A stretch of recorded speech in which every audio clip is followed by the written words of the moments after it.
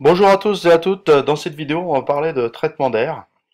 Donc, c'est un exercice qui est tombé en 2014 au sujet de BP génie climatique en technologie. Donc, on va voir les différentes questions. Ce que je vous propose, c'est de faire des pauses avant que je puisse répondre, de façon à pouvoir faire l'exercice en même temps que moi. Dans un premier temps, on vous demande d'expliquer le fonctionnement et l'intérêt d'un récupérateur de chaleur de type caloduc. Alors là, on a un dessin technique de la CTA. Je vais faire un zoom, voilà. Donc, il nous donne voilà, la batterie de récupération caloduc. Donc, expliquer le fonctionnement, comment ça fonctionne et quel est l'avantage. Alors, donc vous pourrez faire une pause pour rechercher sur Internet ce que c'est qu'une batterie de récupération caloduc, à moins que vous sachiez déjà ce que c'est. Je vais faire un petit rappel technique sur les différents échangeurs de chaleur qu'on peut retrouver dans les CTA. Donc le plus souvent, on va retrouver des échangeurs à plaques, qu'on retrouve aussi dans les VMC double flux. Donc là où j'ai des mélanges, enfin un échange thermique entre l'air sortant et l'air rentrant, qui permet d'échanger l'énergie de deux airs sans les mélanger. Donc ça évite voilà, le mélange d'air. On peut retrouver des échangeurs rotatifs aussi. Donc là, vous avez une partie en rotation. Alors souvent, c'est plein d'alvéoles. Donc vous avez l'air sortant qui va réchauffer la partie inférieure qui est en rotation, qui va devenir partie supérieure après. Et l'air rentrant qui est froid qui va se réchauffer au contact de la partie qui a été préalablement chauffée. Voilà. Vous avez aussi les échangeurs type avec deux batteries, une batterie chaude et une batterie froide. Là, vous avez la batterie chaude, donc vous avez l'air sortant qui va réchauffer la batterie. Donc dans la batterie, j'ai un glycol qui va se réchauffer au contact de l'air. Donc là, on va travailler sur la chaleur sensible, hein. Et puis après, vous avez une petite pompe qui va faire circuler le glycol dans une autre batterie où vous avez l'air entrant qui va se réchauffer au contact du glycol. Et nous, ce qui nous intéresse, c'est le caloduc. Alors, qu'est-ce que c'est que le caloduc? En fait, c'est une batterie dans laquelle j'ai un circuit fermé, dans lequel circule, en fait, c'est un fluide pardon, frigorigène qui va faire des séries de changements de phase, évaporation et condensation. Donc là, vous avez l'air sortant, l'air extrait des pièces, qui va évaporer le fluide qui est sous forme liquide, donc il va sortir plus froid. Et puis, alors là par contre ils ont dû se tromper, je pense qu'il y a inversion de couleur. Donc vous avez l'air entrant qui va, lui, se réchauffer euh, au contact du fluide frigorigène qui est sous forme gazeuse qui va condenser. Donc vous allez avoir une circulation, une suite de changements de phase, évaporation, condensation. C'est-à-dire que là on va travailler sur la chaleur latente essentiellement, qui est beaucoup plus efficace que la chaleur sensible. Donc voilà, donc je vous ai expliqué un petit peu le principe de fonctionnement de la batterie de récupération caloduc. Donc là, vous avez ici l'air chaud qui est extrait des bassins qui va évaporer la partie liquide qui est en partie basse, parce que quand il condense, donc il coule par gravité, et qui va s'évaporer. Et là, vous avez l'air neuf qui est froid, qui va se réchauffer au contact du gaz qui est sous forme, qui est sous forme gazeuse, du fluide qui est sous forme gazeuse, et qui lui va se condenser pour revenir à l'état liquide. Voilà. Donc c'est un circuit fermé. Donc l'avantage, c'est de travailler sur la chaleur latente qui est beaucoup plus efficace que la chaleur sensible. Alors, ensuite, on vous demande de compléter le schéma ci-dessus, en situant l'air soufflé et l'air rejeté. Donc là, vous avez l'air extrait qui passe à travers des filtres, et ensuite qui passe à travers la batterie, et ensuite qui est extrait vers l'air extérieur. Donc ça va être l'air rejeté, avec des registres. Là, on voit des registres, une batterie de registres, des filtres, voilà. Et là, vous avez l'air neuf qui passe à travers des grilles, euh, à travers la batterie de récupération, une batterie chaude qui permet de compléter la température de l'air, et puis un ventilateur qui va souffler l'air dans les pièces. Donc ça sera l'air soufflé ici. Voilà. Donc voilà pour cette première page. Donc deuxième page. Alors deuxième page, là c'est un peu de la techno. On vous demande de compléter le tableau suivant. Donc c'est nom et fonction de 4 éléments. Donc les 4 éléments que voici, hein, A, B, C, D. Donc là on voit un ventilateur, donc qui va permettre de faire circuler l'air dans les pièces et de le prendre de l'air extérieur et puis de le rejeter à l'extérieur en passant par la CTA. La batterie chaude, on en a déjà parlé, donc c'est ce qui va me permettre de réchauffer l'air en sortie de caloduc. Ici, vous avez des filtres qui vont permettre de filtrer l'air, puisque là, on a des registres, parce qu'on va pouvoir récupérer une partie de l'air.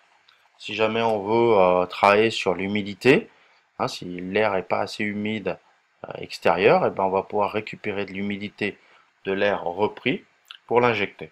Hein, ça évite de mettre une batterie d'humidification. Et donc on a le registre, hein, qui va permettre de faire varier la quantité d'air repris. Alors je vais montrer des petites photos, c'est pas plus mal, des 4 éléments. Donc là voilà, les filtres plans, hein, la batterie, enfin une batterie, donc c'est comme une batterie de radiateur, hein, un radiateur de voiture.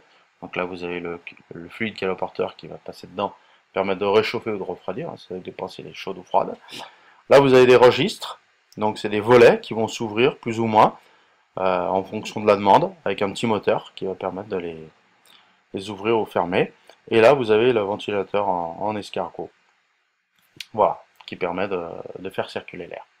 Donc voilà pour cette partie technologique. Voilà, nom et fonction. Ensuite, alors là, ça va être un peu plus technique. Donc on reprend toujours le schéma, et par contre, il y a une phrase qui est super importante ici. C'est que la température sèche de l'air neuf en sortie de récupérateur, c'est-à-dire au point 2, est de 15 degrés. Donc ça, il faudra le garder en mémoire. Alors, première question. Placez sur le diagramme psychométrique le point 1 correspondant à l'air neuf. Ici, point 1, c'est de l'air neuf. Entrant dans la centrale. Donc on vous donne les caractéristiques de l'air neuf. Moins 4, 90. Et placez le point 2 en sortie de récupérateur de chaleur. Et il faudra compléter le tableau. Alors, le diagramme psychométrique, il est ici. Par contre, moi, je ne vais pas l'utiliser parce qu'il est trop petit, on n'y voit pas grand-chose. Donc je préfère utiliser celui-là. Alors, l'air neuf, on nous a dit qu'il faisait moins 4 degrés et 70% d'humidité. Alors, moins 4 degrés, il est, je vais prendre un petit point, bon, moins 4 degrés, il est ici, en température sèche. Et 70%, donc là j'ai 70%, c'est ça, hein, je ne me trompe pas, c'est bien 70%, non c'est pas là, c'est là. Non, c'est 90%, hein, non, c'est 90% d'humidité relative. Donc là j'ai mon 80%, 90%, il est ici. Donc ça va être entre le 80 et le 100%. À moins 4, donc mon point il va se situer ici. Voilà, ici. Et le point 2, alors le point 2 c'est en sortie de caloduc. Alors juste pour expliquer la transformation, donc là j'ai de l'air neuf qui est froid, qui va passer à travers une batterie avec du gaz à peu près chaud, donc qui va le réchauffer. Donc ça veut dire que mon air ne va pas être chargé en humidité. C'est après qu'il va être chargé en humidité, c'est ici, quand je vais le recycler avec l'air extrait. Donc là pour l'instant, le taux d'humidité spécifique en 2 est le même qu'en 1. Donc je vais avoir une transformation horizontale.